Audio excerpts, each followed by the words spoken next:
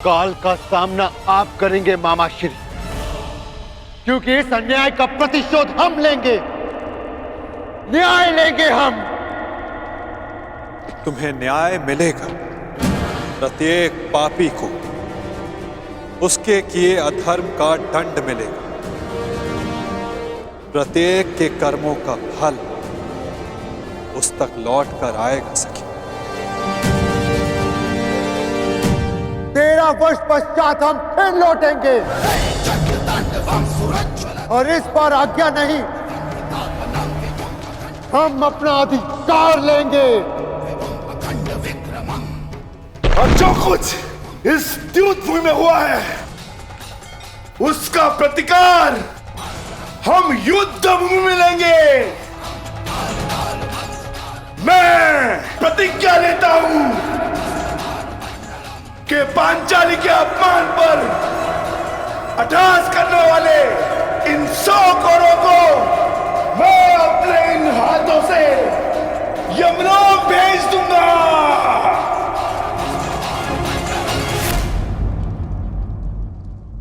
यह मत समझना कि वन में हम विश्राम करेंगे दुर्योधन। हर पल प्रतिशोध की अग्नि में जलेंगे और जब लौटेंगे तो इतने बाण बरसेंगे, अंधकार छा जाएगा हस्तिनापुर के भविष्य पर। महायुद्ध होगा।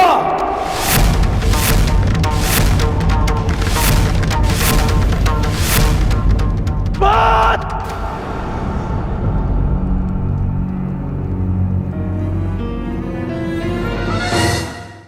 किस बात का प्रतिशोध अर्जुन? आज द्रौपदी का सम्मान भंग हुआ तो उसका कारण दुर्योधन के प्रतिशोध से अधिक युधिष्ठिर का लालच था। और अब वनवास भी तुमने स्वयं पाया। मैं ये नहीं कहता इस सभा में जो हुआ वो उचित था। दुर्योधन ने जो किया वो धर्म था। तुमने भी अधर्म किया। तुम्हारे साथ जो हुआ उसका कारण तुम्हारा मिथ्या धर्म है, तुम्हारा लालच है।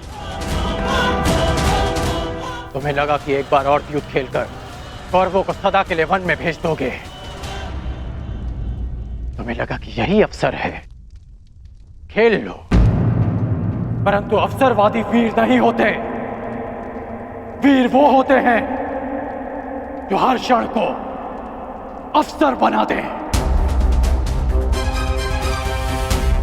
यदि आज तुम ये दूसरा दाव ना खेलकर युद्ध करते तो सौगंध अपने गुरु परशुराम की कि अपने आत्मग्लानि के निराकरण के लिए मैं स्वयं अपना कवच निकालकर तुम्हारे चरणों में रख देता और तुमसे कहता कि मेरा सर धड़ से अलग कर दो।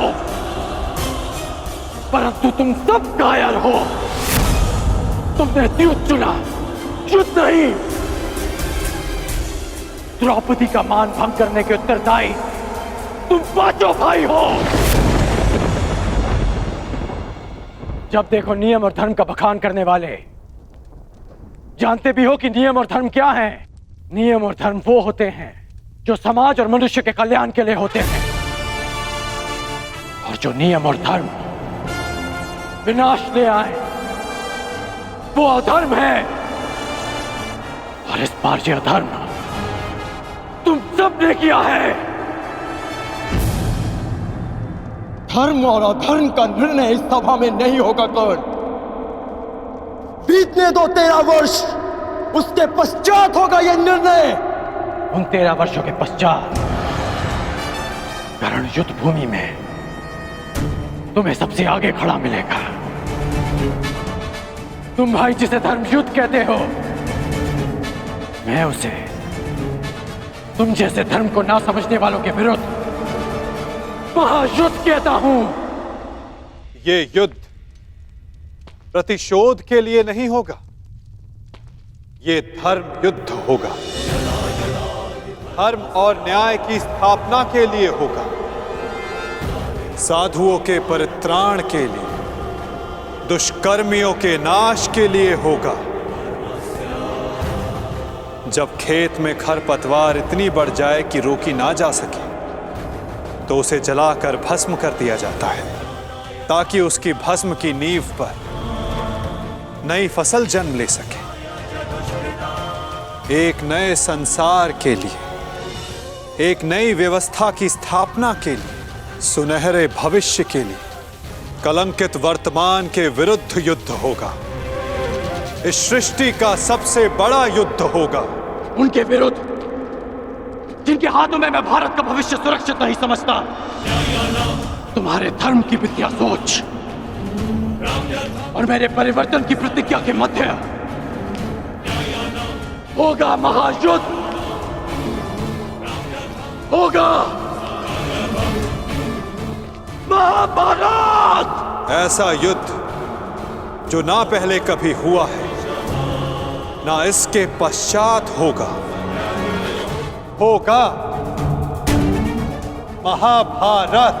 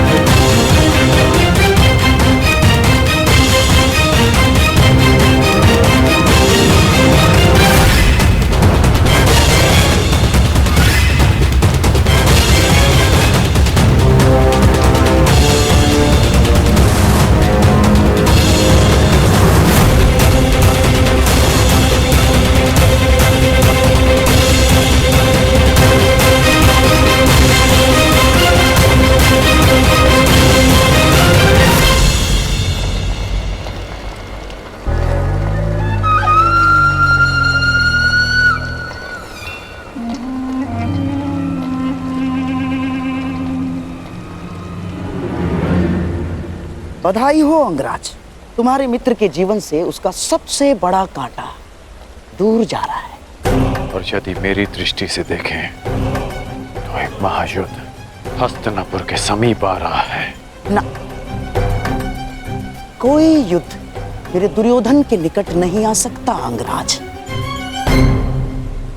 12 वर्ष के वनवास के पश्चात उस 1 वर्ष के अज्ञातवास में पांडवों को हम ढूंढ लेंगे और फिर से उन्हें 12 वर्ष के वनवास पर जाना होगा।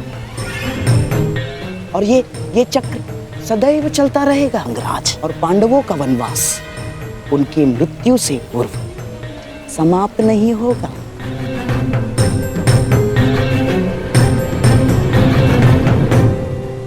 और यदि समाप्त हो गया तो द्यूत नहीं, युद्ध होगा, जहां आपके पासे भी काम नहीं आएंगे गांधार राज। पासे काम आए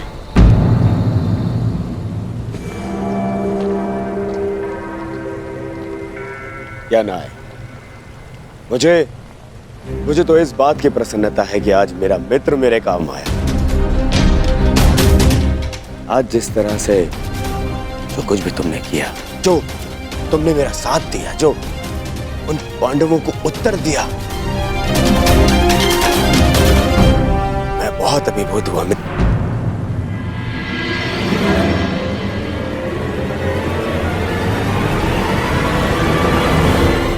आज का दिन बहुत लंबा था युवराज,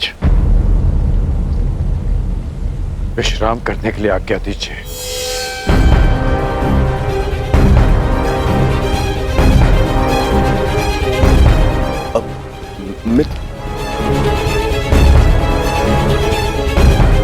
मामाश्री, ये द्यूत तो मैं जीत गया,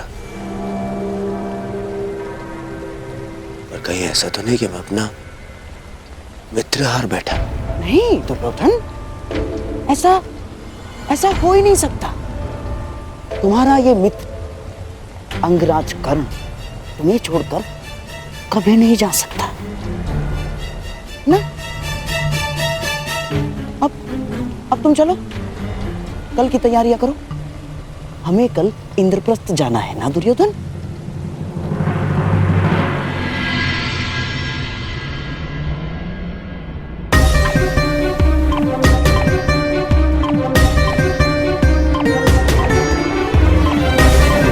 ये भूमि पर जलने के चिन्ह कैसे हैं? ये पांचाली के चरणों के चिन्ह हैं।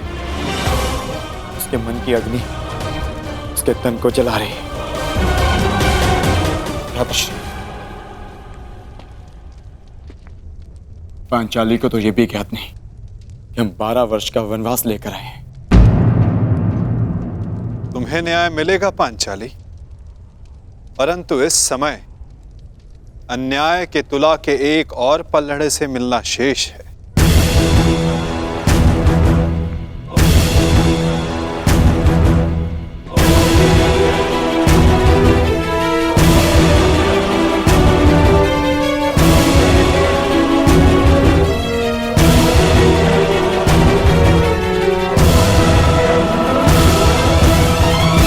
आओ महान वीरों,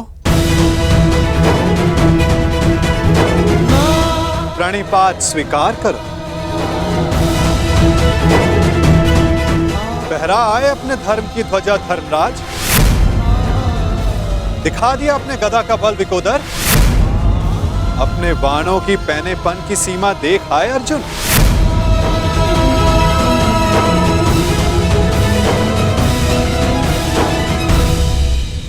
हमें क्षमा कर दीजिए केशव।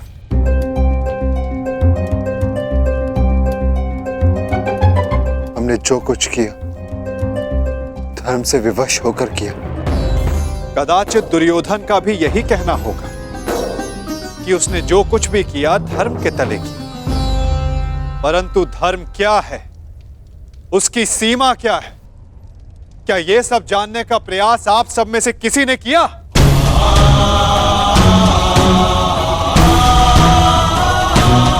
धर्म वो रथ है जिस पर चढ़कर संसार में व्यवस्था का राज्य किया जाता है। धर्म वो बाण नहीं जिसे हाथ में लेकर अधर्म को तांडव करने दिया जाए। अंधकार में रोशनी देने वाली मशाल यदि हाथ को जला दे तो उसे भी बुझा दिया जाता है।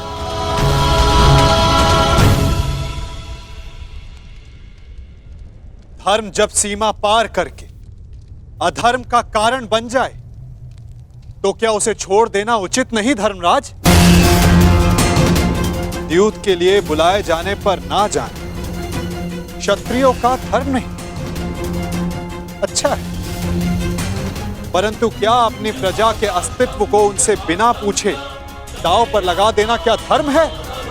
एक अग्रज का धर्म होता है कि वो अपने अनुजों का मार्गदर्शन करे, उन्हें दासत्व के मार्ग पर भेज देना क्या धर्म है? जिस पत्नी की रक्षा करना पुरुष का सबसे बड़ा कर्तव्य होता है, उसे चौसर की बिसात पर बिछा देना क्या धर्म है धर्मराज?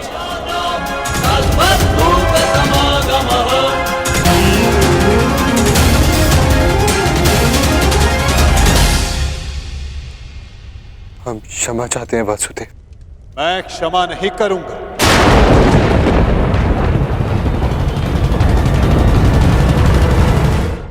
मैं क्षमा नहीं करूंगा क्योंकि क्षमा करने का अधिकार मेरा नहीं, पांचाली का है। पूछो उससे, क्या उसका टूटा हुआ विश्वास तुम सबको क्षमा करेगा?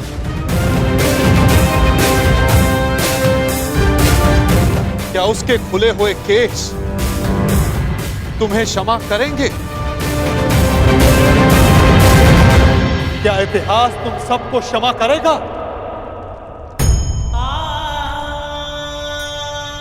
क्षमा तो हम स्वयं को भी नहीं कर सकते केशव।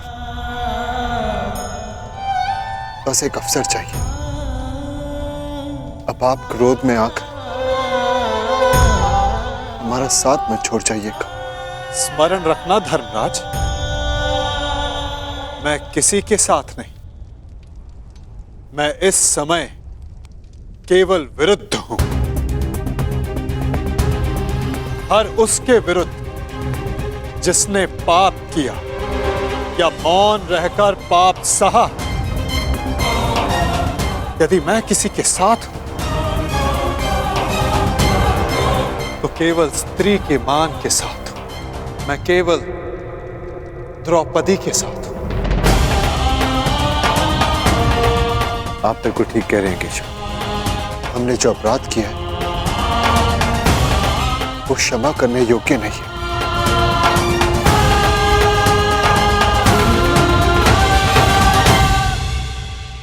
हमें क्षमा मत करना पांचाली, क्योंकि कहीं हमें एक क्षमा भुला ना दे कि हमें तुम्हारे साथ हुए अन्याय का प्रतिशोध लेना है। हमें हमारे अपराध का दंड नियति ने दे दिया पांचाली। हमने हमारी गृह लक्ष्मी का अपमान सहा और नियति ने हमें राज लक्ष्मी से वंचित करके वनवास दिलवा दिया।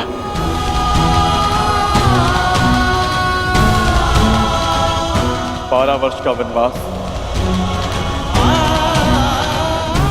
और 1 वर्ष का अज्ञातवास।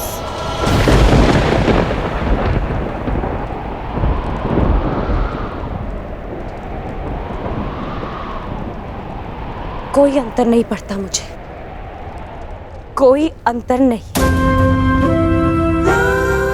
अपना सम्मान भंग हो जाने के पश्चात मेरे लिए ये राज्य, ये महल, ये सुविधाएं कोई मोल नहीं रखती। अच्छा ही है, कम से कम ये वनवास और अज्ञातवास आप सभी को अपना लक्ष्य स्मरण करवाता रहेगा।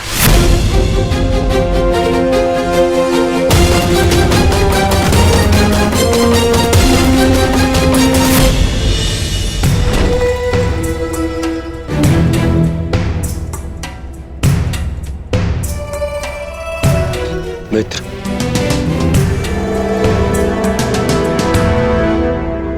तुम यहाँ अकेले क्या कर रहे हो मित्र? इस सुरक्षा चौकी की जांच कर रहा हूं युवराज। वर्षों से हस्तिनापुर पर आक्रमण करने का किसी ने साहस नहीं किया, परंतु अब आभास हो रहा है कि आक्रमण शीघ्र ही होने वाला है। तुम व्यर्थ ही चिंता कर रहे हो मित्र। 13 वर्ष बहुत लंबा समय होता है और उन पांडवों का तो वनवास कभी समाप्त नहीं होगा। परंतु फिर भी तुम्हें यह करना ही था तो किसी सेवक को बुला लेते, उससे करवा लेते। एक सेवक ही यह कार्य कर रहा है युवराज।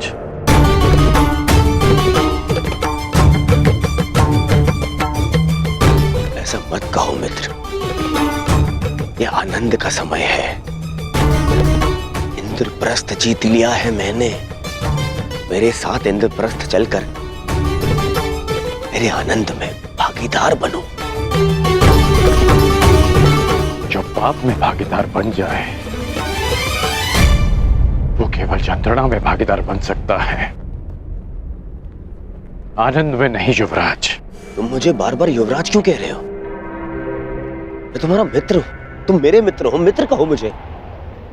भरी सभा में अपने मित्र और उसकी मित्रता को लज्जित किया आपने। आपकी मित्रता उसी समय समाप्त हो गई जब आपने अपने मित्र के शस्त्र अपनी सेवा में ले लिए। आपके मित्र के बार बार कहने के पश्चात भी आपने एक स्त्री को लज्जित किया, उसे अपमानित किया।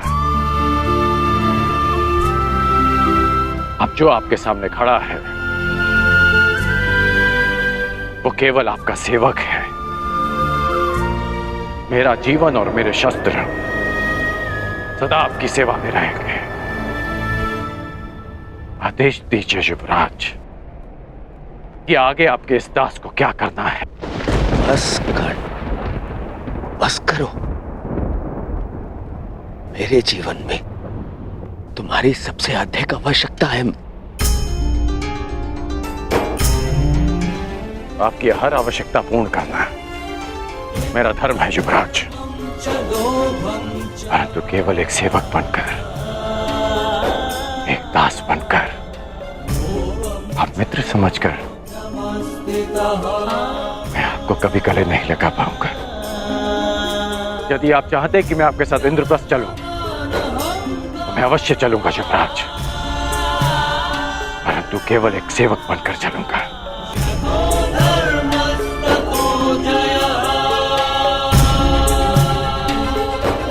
अपने दास को आज्ञा दीजिए युवराज। बड़ी बात।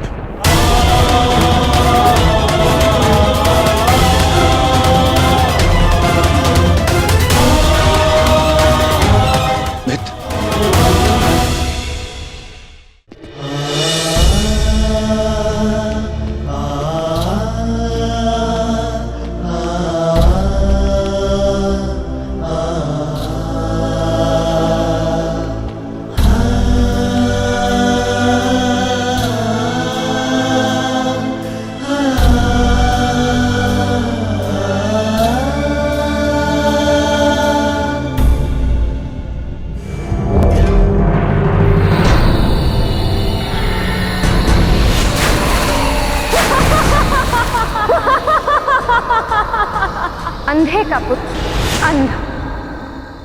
दुशासन, ये वही स्थल है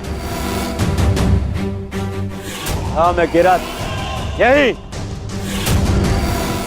मेरे अपमान का ठास उड़ाया गया था।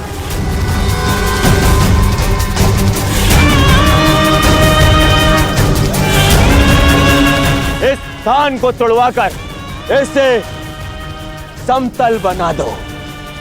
इस माया महल के हर एक भ्रम को भंग कर दो और यहाँ वो चिन्ह स्थापित करो जो संसार को यह बताता रहे किस प्रकार दुर्योधन ने अपने अपमान का प्रतिशोध लिया था।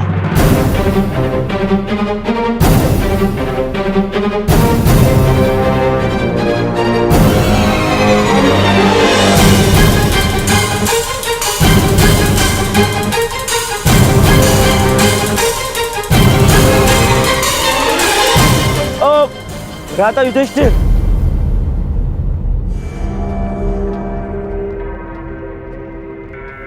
अरे मेरे पांडव भाई जा रहे हैं, परंतु जब भाई दूर जा रहा हो तो दूसरा भाई उसे भेंट दे। ये रीति है ना मामाश्री? हाँ। तो इन भाइयों के लिए इस भाई की ओर से एक छोटी सी भेंट।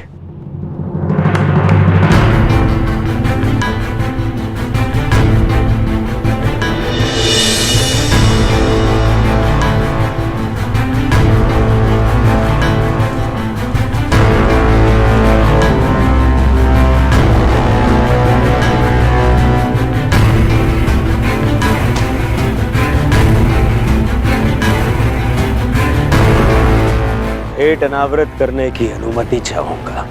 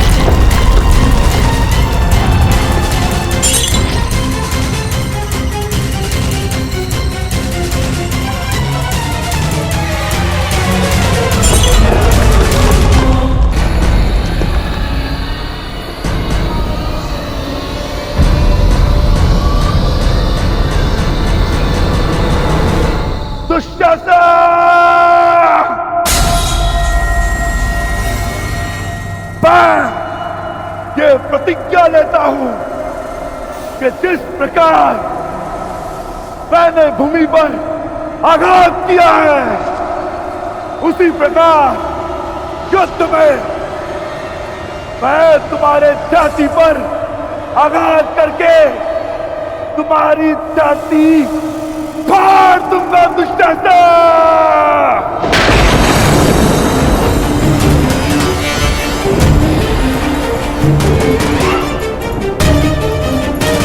तुम्हारे छाती के लहू से याज्ञसेनी के केश धोऊंगा।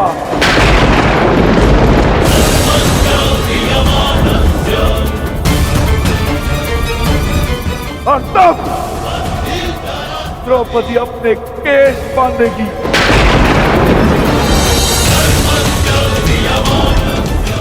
तुम्हारे छाती का लहू पीकर मैं अपनी प्रतिज्ञा पूरी करूंगा।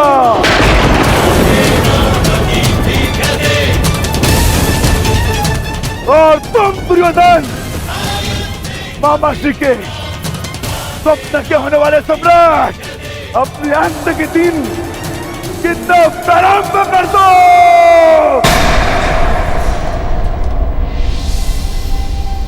दुर्योधन, मुझे तो भय लग रहा है भीम का।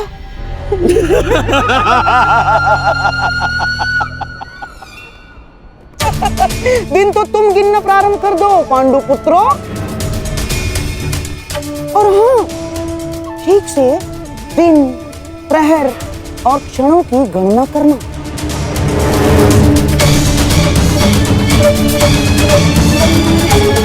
कहीं चूक गए तो फिर से वनवास। जाओ। अवश्य गिनेंगे मामाश्री। मैं पांडुपुत्र सहदेव ये प्रतिज्ञा लेता हूं कि ये वनवास समाप्त होने के पश्चात मैं आपका वध करूंगा।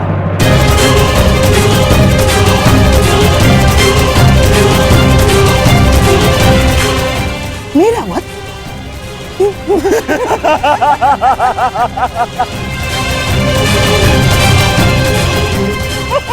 जाओ। चलो अनुज, हमें यहां से प्रस्थान करना है।